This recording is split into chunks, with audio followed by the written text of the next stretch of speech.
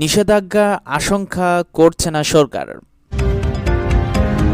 এবার দেবর ভাবি একসঙ্গে বললেন যে জাপায় কোনো বিভক্তির প্রশ্নই ওঠে না। তত্ত্বাবধায়ক সরকার ছাড়া দেশে কোনো নির্বাচন হতে দেওয়া হবে না বলেছে গয়েশ্বর চন্দ্র রায়। শুনলেন সংবাদ শিরোনাম, এখন জানাবো বিস্তারিত। তবে তার আগে আমি আপনাদেরকে জানিয়ে দিই, আমাদের ভিডিওটাতে অবশ্যই একটা লাইক দিবেন, আর ভিডিওগুলো ভালো লাগলে অবশ্যই আমাদের চ্যানেলটিকে সাবস্ক্রাইব করবেন। ধন্যবাদ। কারাগার থেকে মুক্ত হয়ে যা বললেন মির্জা ফখরুল। কারামুক্ত হয়ে নতুন অঙ্গীকারের কথা জানিয়ে লক্ষ্য পূরণে নেতা কর্মীদের আগে বাড়ার আহ্বান জানিয়েছেন বিএনপির মহাসচিব মির্জা ফখরুল ইসলাম আলমগীর। তিনি বলেন, আসুন আমরা আমাদের লক্ষ্যে এগিয়ে যাই, আমরা বাংলাদেশকে মুক্ত করি, এই ফ্যাসিবাদী আওয়ামী সরকারের হাত থেকে গণতন্ত্রকে পুনরুদ্ধার করি। এই শপথে আমাদের আজকে জেল থেকে বেরিয়ে আসা এটা একটা নতুন অঙ্গীকার। আজকে আমরা আবার অঙ্গীকার করছি, বিজয় না হওয়া পর্যন্ত আমরা চলতেই থাকব। আজ সোমবার সন্ধ্যা ৬টার দিকে ১ মাস পর কারামুক্ত হন বিএনপি মহাসচিব মির্জা ফখরুল ইসলাম আলমগীর এবং দলের স্থায়ী কমিটির সদস্য মির্জা আব্বাস। দক্ষিণ কেরানীগঞ্জে কেন্দ্রীয় কারাগার থেকে বেরিয়ে দুই নেতা আসেন নয়াপল্টনের দলের কেন্দ্রীয় কার্যালয়ে। এখানে নেতাকর্মী তাদের বরণ করে নেন। এ সময় সংক্ষিপ্ত সমাবেশে আন্দোলন সংগ্রামের মধ্য দিয়ে তাদের মুক্ত করার জন্য নেতাকর্মীদের ধন্যবাদ জানান মির্জা ফখরুল ও মির্জা আব্বাস। একই সঙ্গে আগামী দিনের আন্দোলন সংগ্রামের জন্য প্রস্তুত থাকার আহ্বান জানান। ১১ জানুয়ারি বিএনপির গণঅবস্থান কর্মসূচি সফল করার আহ্বান জানিয়ে মির্জা ফখরুল বলেন, আমাদের পিছু হটবার কোনো পথ নেই, আমাদের শুধু এগিয়ে চলা। যে আন্দোলন আমরা শুরু করেছি সেই আন্দোলনে আমরা কামিয়াব হব। আমাদের আন্দোলনকে আরও তীব্র করতে হবে, সেই তীব্র আন্দোলনের মধ্য দিয়ে এদের পরাজিত করতে হবে। সরকারি সমালোচনা করে বিএনপির মহাসচিব বলেন, আজকে সারা দেশকে এরা একটা কারাগার পরিণত করেছে। তারা ভেবেছিল গ্রেপ্তার করে, হামলা করে, কারাগারে আটক রেখে বিএনপির অফিস ভেঙে অত্যাচার করে, গুলি করে, হত্যা করে গণতন্ত্র পুনরুদ্ধারের আন্দোলন বন্ধ করে দেবে। খালেদা জিয়ার মুক্তি, নেতাকর্মীদের মুক্তি ও সর্বোপরি ভোটের অধিকার রক্ষার আন্দোলনকে তারা বন্ধ করে দেবে। কিন্তু তা কি হয়েছে? প্রশ্ন রেখে তিনি বলেন, আন্দোলন আরও শক্তিশালী হয়েছে, আরও বেগবান হয়েছে, গণসমাবেশ ও গণসমিল এর প্রমাণ হয়েছে। আজকে গোটা বাংলাদেশ প্রতিবাদের ঝড়ে প্রকম্পিত হয়েছে। মির্জা ফখরুল বলেন যে গ্রেপ্তার করে, আটক করে, কষ্ট দিয়ে, নির্যাতন করে আমাদের দমন করতে পারবে না। এদেশের মানুষ অধিকার আদায়ের জন্য জেগে উঠেছে। শান্তিপূর্ণ আন্দোলনের মধ্য দিয়ে এই স্বৈরাচারী ফ্যাসিবাদী সরকারকে আমরা পরাজিত করব। যত বেশি অত্যাচার করবে, যত বেশি নির্যাতন করবে, তত বেশি মানুষ ফুঁসে উঠবে। বাংলাদেশের মানুষের আন্দোলনের মধ্য দিয়ে তাদের পরাজিত করবে। এই সময় মির্জা আব্বাস বলেন, মির্জা ফখরুলকে আটক করার কারণ জানা না থাকলেও আমাকে কেন আটক করা হয়েছে তা আমার জানা। বিএনপির গণসমাবেশ ঘিরে সংঘর্ষ চেয়েছিল সরকার, সেই সংঘর্ষে এড়াতে গিয়ে আমাকে গ্রেপ্তার করা হয়েছে।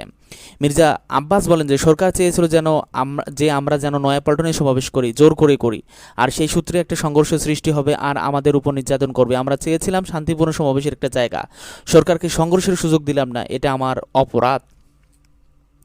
কারো অনুপস্থিতিতে চলমান আন্দোলন ছেদ পড়বে না দাবি করে বিএনপির এই নেতা বলেন, মির্জা ফখরুল, মির্জা আব্বাস না থাকলেও নেতাকর্মীরা বিএনপিকে এগিয়ে নিয়ে যাবে, এটা আমার প্রমাণ হয়ে গেছে। নেতাকর্মীদের উদ্দেশ্যে মির্জা আব্বাস বলেন, এটা বৃহত্তর সংগ্রামে আমরা আছি। এদেশের মাটি ও মানুষকে রক্ষা করতে হবে, মানুষের অধিকার রক্ষা করতে হবে, ভোটাধিকার ফিরিয়ে আনতে হবে। সামনে আরও কঠিন সময় আসবে বলে মন্তব্য করেছেন সেলিমা রহমান। সামনে কঠিন সময় আসছে জানিয়ে নেতাকর্মীদের প্রস্তুত থাকার আহ্বান জানিয়েছেন বিএনপির স্থায়ী কমিটির সদস্য সেলিমা রহমান। আজ সোমবার বিকেলে নয়াপল্টনে ভাসানী ভবনে এক আলোচনার সময় তিনি এই আহ্বান জানান। বিএনপি ঘোষিত ১০ দফা ও ২৭ দফা রূপরেখা ব্যাখ্যা বিশ্লেষণ শীর্ষক ওই সভার আয়োজন করে ঢাকা জেলা বিএনপি। সভায় সভাপতিত্ব করেন ঢাকা জেলা বিএনপির সাধারণ সম্পাদক অ্যাডভোকেট নিপুণ রায় চৌধুরী। সভায় প্রধান অতিথির বক্তব্য নেতাকর্মীদের উদ্দেশ্যে সেলিমা রহমান বলেন, আমাদের সামনে আরও কঠিন সময় আসবে, সেই কঠিন সময় আমাদের শক্ত হাতে থাকতে হবে।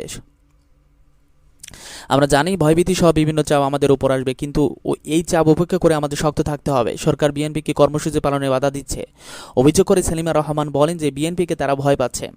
এই সময় তিনি দাবি করে বলেন যে ৬ শতাধিক নেতাকর্মীকে গুম করেছে সরকার। গত কয়েক মাসে প্রায় ১০,০০০ নেতাকর্মীকে গ্রেপ্তার করা হয়েছে, তারপরও বিভিন্ন কর্মসূচি পালন করতে গেলে বাধা দিচ্ছে। এবার দেবরভাবে একসঙ্গে বললেন যে জাপায় বিভক্তির প্রশ্নই ওঠে না। জাতীয় পার্টিতে অর্থাৎ জাপাতে দেবরভাবে সমঝোতা হয়েছে। আজ সোমবার যৌথ বিবৃতিতে দলটির প্রধান পৃষ্ঠপোষক রওশন এরশাদ ও চেয়ারম্যান জি এম কাদের বলেছেন, জাতীয় পার্টিতে বিভক্তির প্রশ্নই ওঠে না। আমরা দুজনে ঐক্যবদ্ধভাবে প্রয়াত নেতা পল্লীবন্ধু হোসেন মোহাম্মদ এরশাদের প্রতিষ্ঠিত জাতীয় পার্টিকে ঐক্যবদ্ধ রাখতে বদ্ধপরিকর। জাপা সূত্রের খবর, দুই পক্ষকে নিয়ন্ত্রণ রাখতে সরকারি মধ্যস্থতা এই সমঝোতা হয়েছে। জি এম কাদের বলেন যে গত শনিবার তিনি বিরোধী দলীয় নেতা রওশনের বাসায় যান। ঐক্যের বিষয়ে কথা হয়, রওশন এরশাদ এতে সম্মত হন। পরের দিন রোববার যৌথ বিবৃতিটি তৈরি হয়। ওই দিনই সই করেন জি এম কাদের, কিন্তু সেদিন রওশন সংসদে না আসায় তার সই নেওয়া হয়নি। আজ সোমবার তার গুলশানের বাসায় পাঠালে বিবৃতিতে সই দেন। বিবৃতিতে রওশন ও জি এম কাদের বলেছেন যে জাতীয় পার্টিকে একটি শক্তিশালী বিরোধী দল হিসেবে প্রতিষ্ঠিত করতে চাই। সংবিধান অনুযায়ী অনুষ্ঠিতব্য আগামী সংসদ নির্বাচন জাতীয় পার্টি অংশগ্রহণ করবে এবং 300 আসনে প্রার্থী দিতে দলকে সুসংগত করার প্রত্যয় ঘোষণা করছি। জি এম কাদের বলেছেন যে এরপর জাপার কোনো সংশয় নেই। রওশনের পক্ষ নিয়ে জাপা থেকে যারা বাদ পড়েছেন তারাও দলে ফিরবেন। তবে জি এম কাদের পন্থীদের ঘোর আপত্তি রয়েছে বিরোধী দলীয় চিফ হুই মশিউর রহমান রাঙ্গা ও সাবেক এমপি জিয়াউল হক মৃধাকে দলে ফেরাতে। সরকারি মধ্যস্থতায় সমঝোতা করাতে রাঙ্গার হাত থাকায় তাকে ঠেকানো বা আগামী নির্বাচনে দলীয় মনোনয়ন না দেওয়া কঠিন হবে। জি এম কাদের বলেন যে রওশনের সাথে ব্যবহার করে কিছু মানুষ জাপাকে ভাঙতে চেয়েছিল। এসব লোক আগে বিদিশার সঙ্গে ছিল, তাদেরকে দলে ফেরানো তো খুব জরুরি কিছু নয়। মশিউর রহমান রাঙ্গার বিষয়ে তিনি বলেছেন, দেখা যাক। রওশন পুত্র রাহাগীর আল মাহিসাদ এরশাদকে দলের রাজনীতিতে সক্রিয় হতে বলেছেন জি এম কাদের। জাপা সূত্রের খবর, চাষাভাতির সমঝোতা দেবর ভাবির মিলমিশ সহজ হয়। আগামী নির্বাচনে সাতফে রংপুর 3 আসনে প্রার্থী হবেন। দলে তাকে বড় দায়িত্ব দেওয়া হবে। ছেলের জন্য এসব সুবিধা নিশ্চিত করেই সমঝোতা করেছে রওশন। নিষেধাজ্ঞার আশঙ্কা করছে না সরকার। যুক্তরাষ্ট্র বা পশ্চিমা দেশগুলোর পক্ষ থেকে বাংলাদেশের আইনশৃঙ্খলা রক্ষাকারী বাহিনীর উপর সরকার নতুন করে নিষেধাজ্ঞা আরোপের আশঙ্কা করছে না বলে মন্তব্য করে শাহরিয়ার আলম। তিনি বলেন যে যুক্তরাষ্ট্রের সাথে আমাদের ধারাবাহিক আলোচনা চলছে, সেটা অব্যাহত থাকবে। মাঝে কিছু ভুল বোঝাবুঝি হয়েছে। যুক্তরাষ্ট্রের নিষেধাজ্ঞা প্রত্যাহার নিয়ে আমরা কাজ করছি। সোমবার পররাষ্ট্র মন্ত্রণালয়ের সাংবাদিকদের সাথে আলাপকালে প্রতিমন্ত্রী এসব কথা জানান। র্যাপিড অ্যাকশন ব্যাটালিয়নের উপর যুক্তরাষ্ট্রের আরোপিত নিষেধাজ্ঞা সম্পর্কে প্রতিমন্ত্রী বলেন যে আমরা মনে করি কিছু ভুল বোঝাবুঝির কারণে নিষেধাজ্ঞা রয়েছে। তিনি আরও বলেন যে নিষেধাজ্ঞা নিয়ে যখন আমরা আলোচনা করছিলাম তখন যুক্তরাষ্ট্রের প্রত্যাশা ছিল র্যাবের গুলিতে যদি কেউ মৃত্যুবরণ করে আমরা যেন তা তদন্ত করি। তিনি বলেন যে নারায়ণগঞ্জে শাহিদ নামে যে ব্যক্তি মারা গেছেন সেটির বিষয়ে আমরা স্বরাষ্ট্র মন্ত্রণালয়ে চিঠি দিয়ে অনুরোধ করেছিলাম তাদের তত্ত্বাবধানে যেন একটি তদন্ত হয়। যারা অপারেশনে বা যে ডিপার্টমেন্টে এতে জড়িত ছিল তাদের বাইরে থেকে এবং ম্যাজিস্ট্রেসি ক্ষমতা সম্পন্ন কমিটি যেন না করা হয়। ঘটনাটির পূর্ণ তদন্ত হয়েছে। এটি রিপোর্ট আমরা যুক্তরাষ্ট্র প্রশাসনের কাছে দিয়েছি। আমরা যুক্তরাষ্ট্রের প্রত্যাশা পূরণের চেষ্টা করছি। যুক্তরাষ্ট্রের বোস্টনে গত 4 জানুয়ারি পুলিশের গুলিতে সৈয়দ ফয়সাল আরিফ নামে এক বাংলাদেশি নিহতের ঘটনায় বিচার দাবিতে পররাষ্ট্র মন্ত্রণালয়ের সামনে মানববন্ধনের কারণে যুক্তরাষ্ট্রের সাথে সম্পর্ক প্রভাব পড়বে কিনা জানতে চাইলে শাহরিয়ার আলম বলেন যে আমার মনে হয় না বাংলাদেশে যুক্তরাষ্ট্রের দূতাবাস বা যুক্তরাষ্ট্রে বাংলাদেশের দূতাবাসে এখন যদি একটি পাতাও নড়ে সেটি সবাই পর্যবেক্ষণ করবে। এতে এত উৎসাহী হওয়ার কোনো অবকাশ নেই। তত্ত্বাবধায়ক সরকার ছাড়া দেশে কোনো নির্বাচন হতে দেওয়া হবে না বলেছেন গয়েশ্বর।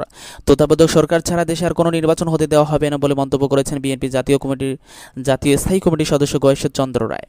সোমবার 9 জানুয়ারি দুপুরে রাজশাহী নগরের একটি কমিউনিটি সেন্টারে 10 দফা দাবি এবং রাষ্ট্রীয় কাঠামোর মেরামত রূপরেখা ব্যাখ্যা ও বিশ্লেষণমূলক আলোচনা সভায় প্রধান অতিথির বক্তব্যে তিনি এসব কথা বলেছেন। গয়েশ্বরচন্দ্র রায় বলেন যে আওয়ামী লীগ সরকার আবারও নিজেদের মতো করে নির্বাচনের প্রস্তুতি নিচ্ছে। বিএনপি ও অঙ্গ সহযোগী সংগঠনের নেতাকর্মীদের বিরুদ্ধে দুদক ও আদালতকে ব্যবহার করছে, কিন্তু এগুলো করেও সরকারের শেষ রক্ষা হবে না। তত্ত্বাবধায়ক সরকারের ব্যাপারে সরকারের অবস্থানের সমালোচনা করে তিনি বলেন সংবিধান কোনো ধর্মগ্রন্থ নয় যে তাদের পরিবর্তন করা যাবে না। আওয়ামী লীগ তো তত্ত্বাবধায়ক সরকারের দাবিতে আন্দোলন করেছিল। বিএনপি তখন গণতন্ত্রের স্বার্থে সংসদে আইন পাশ করিয়ে তত্ত্বাবধায়ক সরকার ব্যবস্থা চালু করেছিল, অথচ এখন তারাই তত্ত্বাবধায়ক সরকার ব্যবস্থা বাতিল করেছে। নিজেদের স্বার্থে সংবিধান বারবার পরিবর্তন করলেও এ বিষয়ে কোনো কাজ করছে না। অভিযোগ করে বিএনপির এই সিনিয়র নেতা বলেন যে বাংলাদেশে এমন কোনো ব্যক্তি বা রাজনৈতিক নেতা নেই যিনি আদালত থেকে জামিন পাননি, অথচ বিএনপি চেয়ারপারসন বেগম খালেদা জিয়া বিনা কারণে সাজা দিয়ে জেলে রাখা হয়েছে। তিনি আরও বলেন যে অবৈধ সরকার ব্যাংক ব্যবস্থা ধ্বংস করে ফেলেছে, বাড়িয়েছে বিদ্যুৎ, গ্যাস, জ্বালানি তেল সহ সকল পণ্যের দাম। এতে পণ্যদ্রব্যের দাম জনগণের নাগালের বাইরে চলে গেছে, তাই মানুষ অত্যন্ত অসহায়ভাবে জীবনযাপন করছে।